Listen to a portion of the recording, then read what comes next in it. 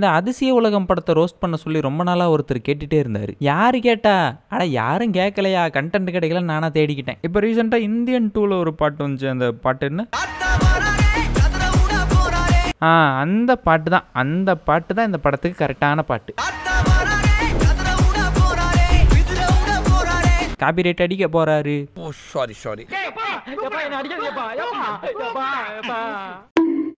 இந்த படத்துல டெலிபோர்டேஷனுக்கும் டைம் டிராவலுக்கும் வித்தியாசம் தெரியாம எடுத்து வச்சிருப்பாங்க. டெலிபோர்ட் பண்றேன்னு சொல்லுவாரு, ஆனா டைம் டிராவலும் பாரு. டேய் இப்போ அது டெலிபோர்ட் ஆக போகுதுடா.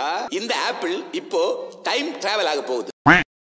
அதாவது ஒரு டெலிபோர்டேஷன் அப்படிங்கிறது ஒரு மாஸ் இருக்கிற ஆப்ஜெக்டை வேற இடத்துக்கு இன்ஸ்டன்ட்டாக அனுப்புறது. அதுவும் ஒரு வகையான டைம் டிராவல் தான். ஆனால் டெலிபோர்டேஷன் அதே பீரியடுக்குள்ளே தான் நடக்கும். ஆனால் டைம் டிராவல் அப்படிங்கிறது வேற வேற பீரியடில் நடக்கும். ஏவா ரோஸ்ட் ஆரம்பிப்பியா மாட்டியா?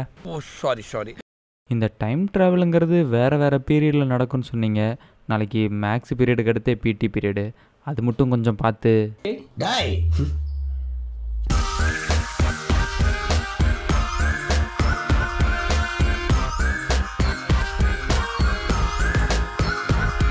படத்தோட ஸ்டார்டிங் சீன்லேயே நம்ம லிவிங்ஸ்டன் வந்துட்டு ஒரு லேபில் உட்காந்து டைப் ரைட்டிங் கற்றுட்டு இருக்காரு. ASDF space semicolon LKJ space. தலைவர் இவ்வளோ அட்வான்ஸாக லேப் வச்சிருக்காரு, ஒரு மவுஸ் வச்சிருக்காரா? இல்லை. நம்ம லிவிங்ஸ்டனோட மிகப்பெரிய குறிக்கோள் என்ன அப்படின்னு சொல்லி பார்த்தோமா, தான் எதையாவது பெருசாக கண்டுபிடிச்சி தான் ஒரு ஜீனியஸ் அப்படின்னு சொல்லி பேர் வாங்கணும். ஏன்டா நான் எப்படிடா பேசுது? அதாவது பப்பி, நான் பல வருஷம் கஷ்டப்பட்டு உனக்கு பேசுற திறமையை கொடுத்துருக்கேன். அதுவும் இந்த டெஸ்ட்டை எப்ப சக்சஸ்ஃபுல்லா முடிச்சிருக்காருன்னு பார்த்தோமா, நேத்து நைட்டு தான் முடிச்சிருக்காரு. உன்னை பேச வச்சது பெரிய தண்டனை நினைக்கிறேன். நான் கேட்டேனா? இல்ல. அந்த நாய் ஒரு ஆப்பிளை பார்த்துட்டு, டாக்டர் அந்த ஆப்பிள் எனக்கு தானே சாப்பிட வச்சிருக்கீங்க. இல்லடா, அது டெலிபோர்ட் ஆக போகுது. டெலிபோர்டேஷன்னா என்ன? டெலிபோர்டேஷன் அப்படிங்கிறது இங்கிருந்து டெலிபோர்ட் ஆகி 5 வருஷம் கழிச்சு அங்கே போயிடும். அதாவது இப்போ நாம தான் அந்த நாய். அந்த நாய்க்கு எக்ஸ்பிளைன் பண்ற மாதிரி நமக்கு எக்ஸ்பிளைன் பண்றாராம். அந்த ஆப்பிளால பாவம் டெலிபோர்ட் ஆக முடியல. மாசு அதிகமா வேணுமா? மாசு அதிகமா வேணும்னா அம்மாம் சோபலம்பரத்தை பார்க்க சொல்லு தம்பி. ஐயோ, இது அந்த மாசு இல்ல, வெயிட். அதனால ஏதாவது ஒரு வெயிட்டா இருக்கிற பொருளை எடுத்துட்டு போவோம்னு சொல்லி போய் ஒரு ஷூவை எடுத்துட்டு போறாரு. ஆக்சுவலா அந்த மாசுக்கும் வெயிட்டுக்கும் ஒரு பெரிய டிஃபரன்ஸ் ஒன்று இருக்குது. வெயிட் அப்படிங்கிறது கிராவிடேஷனல் ஃபோர்ஸ் சம்பந்தப்பட்ட ஒரு விஷயம். ஆனா மாஸ் அப்படிங்கிறது அது எந்த அளவுக்கு ஃபுல்ஃபில்லா இருக்குது அப்படிங்கறதா மேட்ரு. அப்படி பார்த்தா ஆப்பிளை விட ஷூல மாஸ் கம்மியா தான் மட சயின்டிஸ்ட் இருக்கும். அவர் அந்த ஷூவை இந்த பக்கமா எடுத்துட்டு போறப்ப இந்த பக்கம் அவரோட பையன் எதையோ தொடச்சிட்டு இருக்காரு. ஏய், என்ன ஆக்டிங்கா? காலிங் பில் அடிக்கிறது, போய் கதவை திறடா. போய் பார்த்தா, சார் இந்த மந்த் உங்க பொண்ணோட ஃபோன் பில் மட்டுமே 4000 ரூபா வந்திருக்கு. அது ஏதாவது லவ்வர் கிட்ட பேசியிருக்கோம், அதனால ஃபோன் பில் 4000 வந்திருக்கும் நினைச்சீங்கன்னா அது ஒரு பச்சை புள்ள. So did you enjoy my birthday bash last night? Thank you so much for your beautiful gifts. பேட்டா எங்க மாத்தறானுங்க, எல்லாம் மாச சம்பளம் தான். இந்த பாப்பாவுக்கு ஒரு தம்பி. என்னடா கன் எடுத்து கிட்டார் வாசிச்சிட்டு இருக்கிற? யாரா அந்த பையனுக்கு இப்படி சொல்லி தந்தது? இப்படியே எல்லாத்தையும் வரிசையா இன்ட்ரடியூஸ் பண்ணி வச்சுட்டு இனிமே தான் நாம கதைக்குள்ள போக போறோம். இதுக்கப்புறம் தான் நாம கொஞ்சம் ஜாக்கிரதையா இருக்கணும். வாங்க வாங்க என் கூடயே. அப்புறம் இந்த பாப்பா வந்துட்டு என்னோட பூட்ஸை காணோம் அப்படின்னு சொல்லி தேடுது. My God, my matching boots. It's missing. Not again. என்ன? இல்ல, டீப்லே. ஹாத்தலே தெரியும். இந்த பாப்பாவோட பூட்ஸ் தான் இந்த தாத்தா ரிசர்ச்சுக்கு தூக்கிட்டு போனாரு. ஏய், எங்கடா என் பூட்ஸ்? ஐயோ, அதை நான்லாம் எடுக்கல. எது? அதுக்கு என்னப்பா? வேணா. ரைட் விடு. உங்களால தான் எனக்கு பிபிஏ ஏறுது.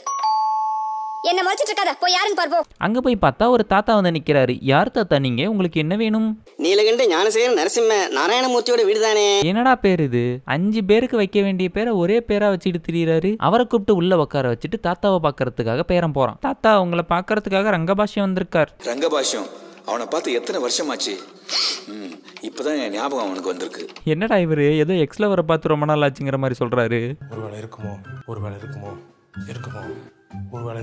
அந்த பையன் அவனோட அக்காவோட பூட்ஸை பார்த்துட்டு, ஏய் அவளோட பூட்ஸ் இங்க தான் இருக்கா அப்படின்னு சொல்லி எடுக்கிறதுக்காக கிட்டக்க போறான். இந்த லேப்ல இருக்க ஒவ்வொரு ஐட்டம்ஸ் எவ்வளவு வேல்யூன்னு தெரியுமா உனக்கு?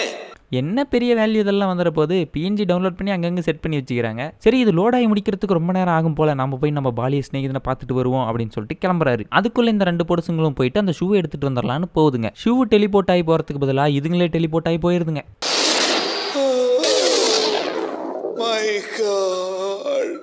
இப்போ இவங்க எங்க டைம் டிராவல் பண்ணி போயிருக்காங்களோ அதே இடத்துக்கு நாமளும் போயிருவோம்னு டைம் டிராவல் பண்ணி இவரும் கிளம்பிட்டாரு. சரி டைம் டிராவல் பண்ணி போறதெல்லாம் சரி, திரும்பி எப்படி வருவீங்க? ஐயோ அதை மறந்துட்டேனே, இங்க இருக்குது இந்த பொருள் 4 தூக்கி போட்டு போறேன். என்னடா இவர் குழந்தைங்க விளையாடுற சொப்பு சாமானெல்லாம் தூக்கி போட்டுட்டு போறாரு. அதாவது இந்த பெரிய லேப்ல பண்ண இந்த டைம் டிராவலை அந்த சொப்பு சாமானெல்லாம் வச்சு அந்த இடத்துல பண்ணிடுவாராம். கேட்கறவன் கேனா கேரம் போர்டை கண்டுபிடிச்சது கே ரவிக்குமார் நீ டைம் டிராவல் பண்ணி போறாரு. போய் பார்த்தா அது ஏதோ ஒரு பாலைவன பகுதி மாதிரி தெரியுது. எங்க இருக்கு ஓவர் உங்க புடனைக்கு பின்னாலதான் நிக்கிறேன். ஓவர் இதெல்லாம் ரொம்ப ஓவரா. இங்க பாருங்க கண்ணுங்களா, நாம டெலிபோர்ட் ஆகி ஃபியூச்சருக்கு வந்திருக்கிறோம். ஐயோ தாத்தா எனக்கு ரொம்ப பயமா இருக்கு, என்ன எப்படியாவது கொண்டு போய் வீட்டுல விட்டுருங்க தாத்தா. அழாதம்மா, அதுக்கு தான் நான் இதை எடுத்து வந்திருக்கேன். இந்த பொருள்லாம் வச்சு லேப்ல இருக்கிற எந்த பொருளும் தேவையில்ல, டெலிபோர்ட் ஆகி போயிடலாம். இல்ல நான் கேக்குறேன்னு தப்பா நினைச்சுக்காத, இந்த பொருளை வச்சே டெலிபோர்ட் ஆக முடியும்னா லேப்ல எதுக்கு அத்தனை நிமிஷம் செஞ்சு வச்சுட்டு இருந்த? அப்புறம் இவங்கெல்லாம் கொஞ்சம் தூரம் நடந்து போய் ஒரு இடத்துல போய் உட்காடுறாங்க.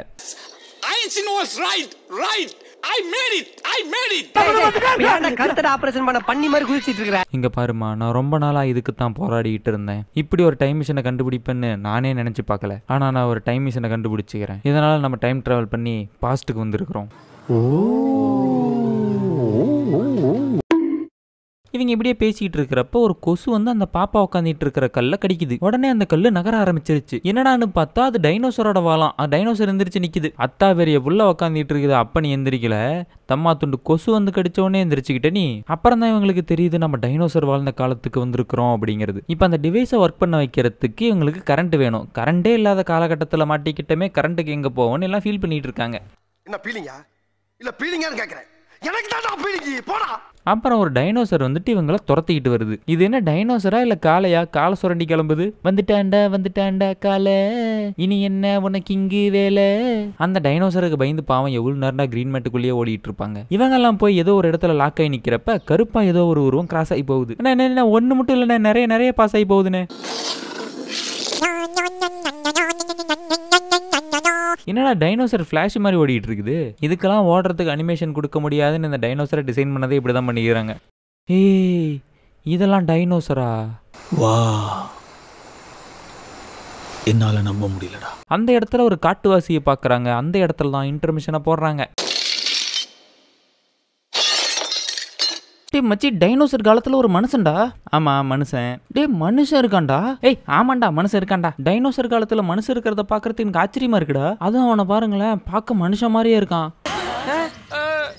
அப்ப இந்த எவல்யூஷன் பத்தி நம்ம படிச்சதெல்லாம் ராங்.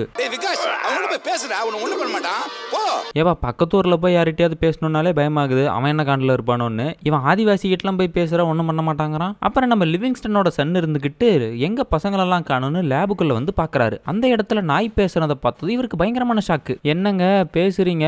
நான் காலையில இருந்தே பேசுவாங்க. இல்ல ஒரு நாயா இருந்துகிட்டு பேசுறீங்க? ஓ அதுவா, உங்க அப்பா தான் எனக்கு பேசும் திறனை கொடுத்தாரு. இந்த பக்கம் நம்ம லிவிங்ஸ்டன் ஏதோ சிக்கி முக்கி கல்லுன்னு நினைச்சு ஏதோ ஒரு கோரி குண்டு கல்லை எடுத்துட்டு வந்து நெருப்புலாம் பத்த வைக்கிறாரு.